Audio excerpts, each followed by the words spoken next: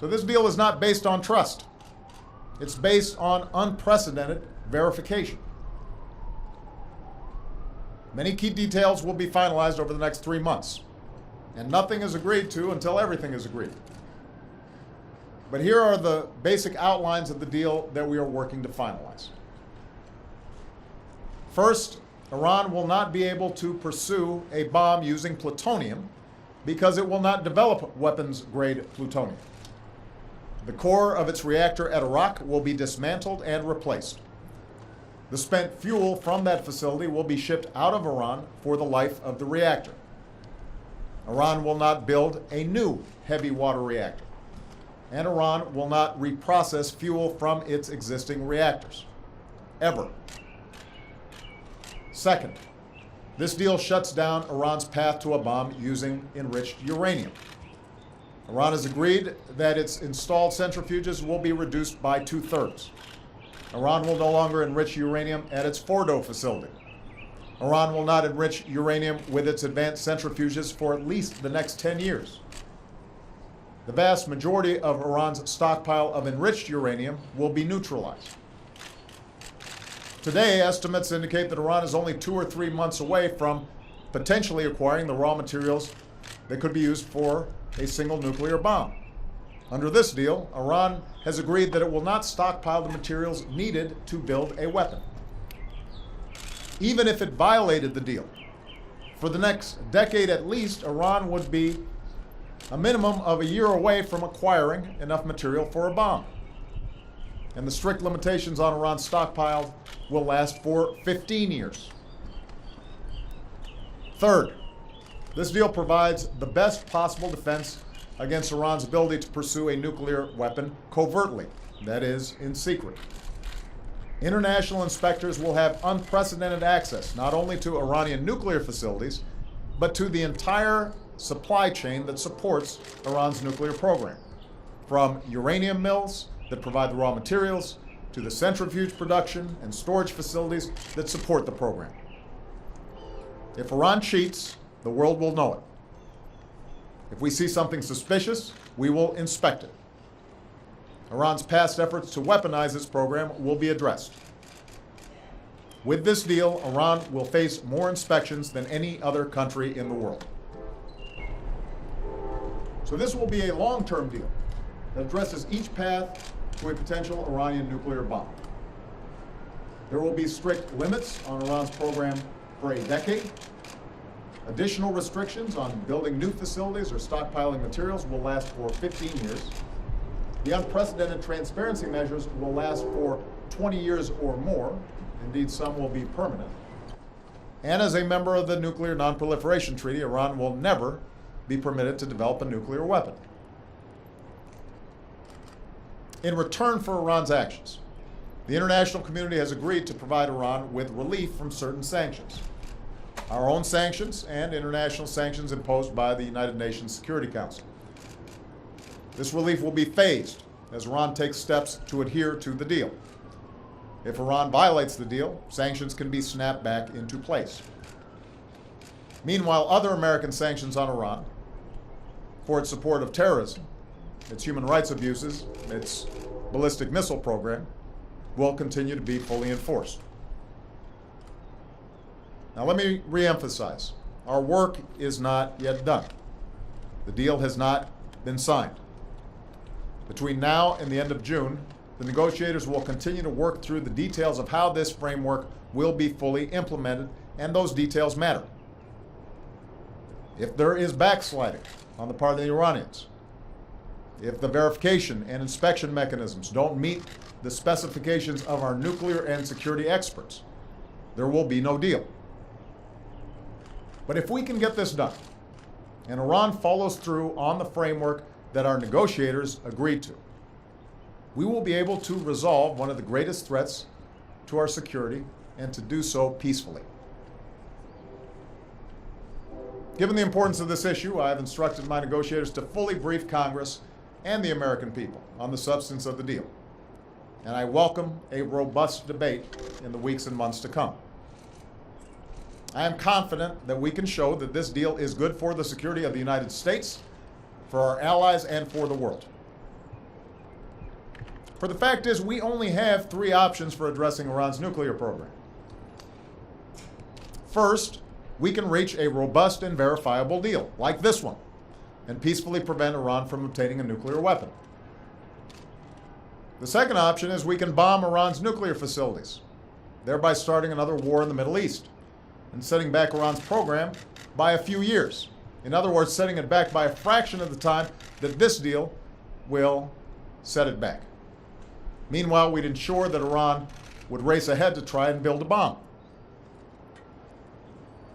Third, we could pull out of negotiations, try to get other countries to go along and continue sanctions that are currently in place or add additional ones and hope for the best, knowing that every time we have done so, Iran has not capitulated, but instead has advanced its program, and that in very short order, the breakout timeline would be eliminated, and a nuclear arms race in the region could be triggered because of that uncertainty.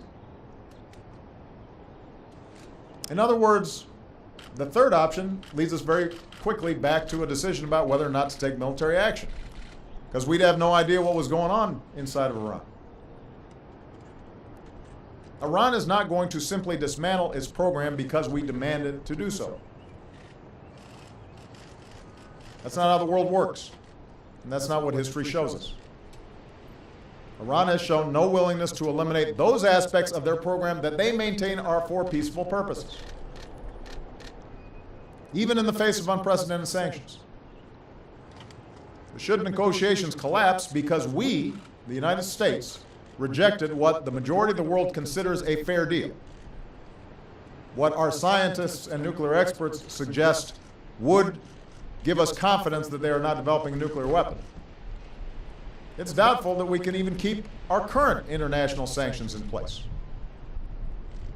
So when you hear the inevitable critics of the deal sound off, ask them a simple question.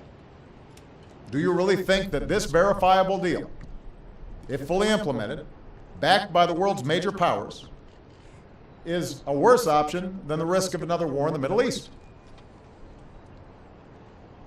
Is it worse than doing what we've done for almost 2 decades with Iran moving forward with its nuclear program and without robust inspections? I think the answer will be clear.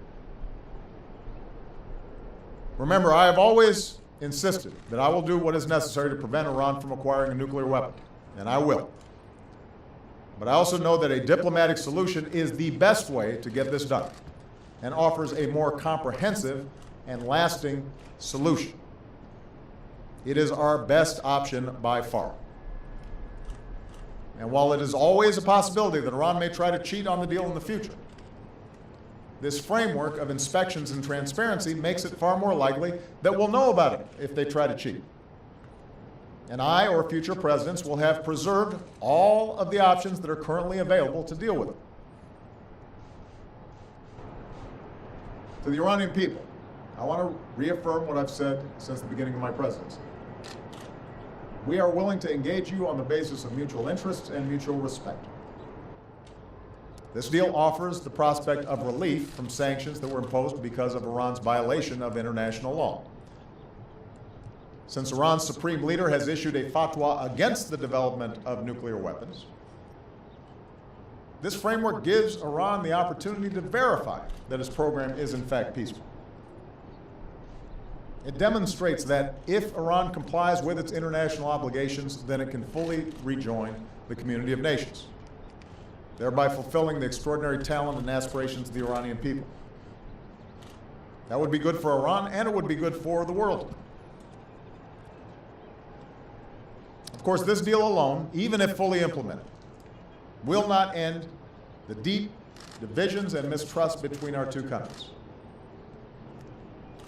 We have a difficult history between us.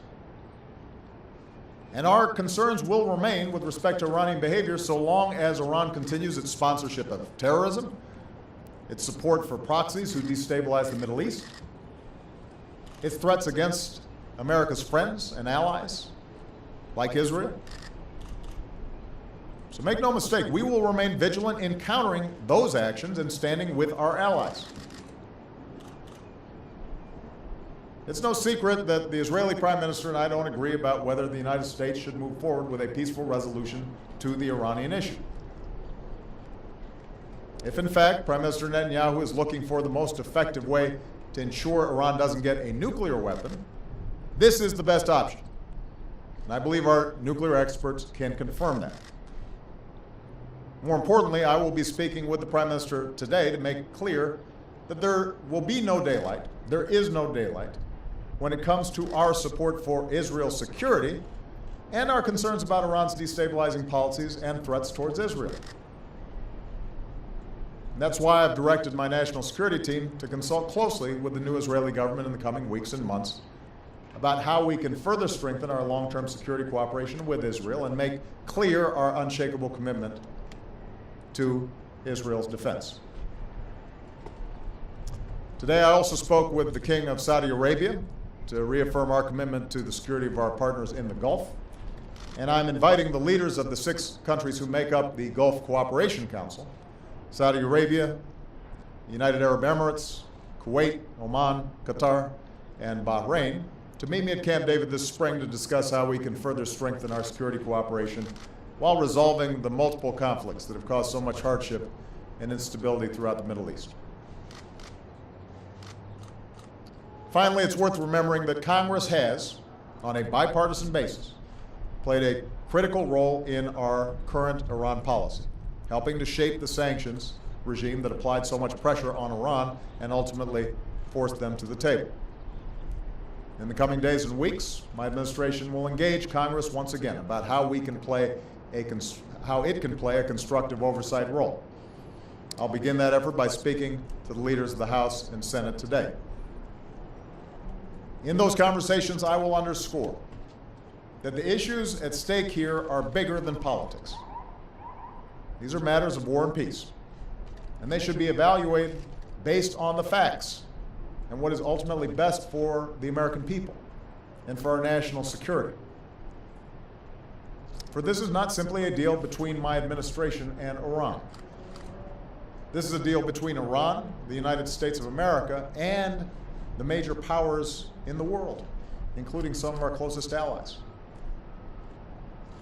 If Congress kills this deal, not based on expert analysis and without offering any reasonable alternative, then it's the United States that will be blamed for the failure of diplomacy. International unity will collapse, and the path to conflict will widen. The American people understand this, which is why solid majorities support a diplomatic resolution to the Iranian nuclear issue. They understand instinctively the words of President Kennedy, who faced down the far greater threat of communism and said, "Let us never negotiate out of fear, but let us never fear to negotiate." The American people remember that at the height of the Cold War, presidents like Nixon and Reagan struck historic arms control agreements with the Soviet Union, a far more dangerous adversary. Despite the fact that that adversary not only threatened to destroy our country and our way of life, but had the means to do so. Those agreements were not perfect. They did not end all threats, but they made our world safer. A good deal with Iran will do the same. Today, I'd like to express my thanks to our international partners for their steadfastness, their cooperation. I was able to speak earlier today with our close allies, Prime Minister Cameron, President Hollande, and Chancellor Merkel, to reaffirm that we stand shoulder to shoulder in this effort. And most of all, on behalf of our nation, I want to express my thanks to our tireless, and I mean tireless, Secretary of State John Kerry and our entire negotiating team. They have worked so hard to make this progress.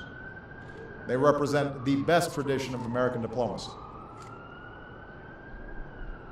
Their work, our work, is not yet done, and success is not guaranteed. But we have a historic opportunity to prevent the spread of nuclear weapons in Iran and to do so peacefully, with the international community firmly behind us. We should seize that chance. Thank you. God bless you. God bless the United States of America.